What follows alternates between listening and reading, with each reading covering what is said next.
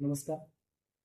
दिनांक 7 ऑगस्ट 2026 रोजी शेतकरी संघटनेचे जिल्हाध्यक्ष जी धुमाळ बापू यांनी नगर परिषदेला कराड शहरातील भाजी विक्रेते शेतकऱ्यांना भाजी विक्रीसाठी स्वतंत्र व पर्यायी जागा देण्याच्या संदर्भाने पत्र दिलेलं होतं.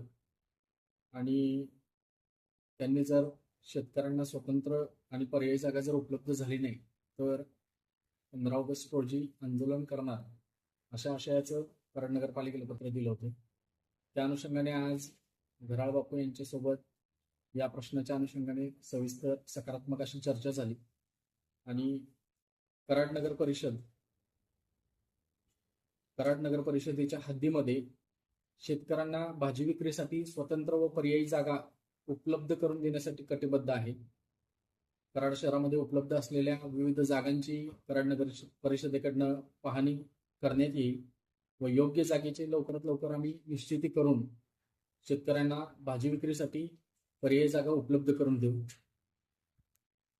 त्यामुळे आज दिनांक 14 ऑगस्ट रोजी घराळ बापूंसोबत झालेल्या सकारात्मक चर्चेनंतर त्यांनी 15 ऑगस्ट रोजी जो लोकशाही मार्गाने आंदोलन करण्याचा निर्णय घेतला होता तो माघार घेणार असल्याचं त्यांनी कळवलेलं आहे. त्याबद्दल कराड नगरपालिकेच्या प्रशासनाच्या वतीने त्यांचे मी आभार व्यक्त करतो. प्रशासन आपल्या या प्रश्नाच्या अनुषंगाने जी योग्य आहे ती भूमिका याच्यामध्ये घेतली जाईल व आपला प्रश्न लवकरच मार्गी लावला जाईल. धन्यवाद. आम्ही भाजी विक्रेत्याच्या करता नगरपालिकेला निवेदन दिलं होतं. ते 15 ऑगस्टला आम्ही नगरपालिकेमध्ये आंदोलन करणार. त्या अनुषंगाने माननीय शिव उत्कट साहेब यांनी मला बोलवून घेऊन विनंती करून शेतकऱ्यांच्या प्रश्नी जे पुढाकार घेत आहात त्या बदल्यात आपल्याला व आपल्या शेतकरी बांधवांना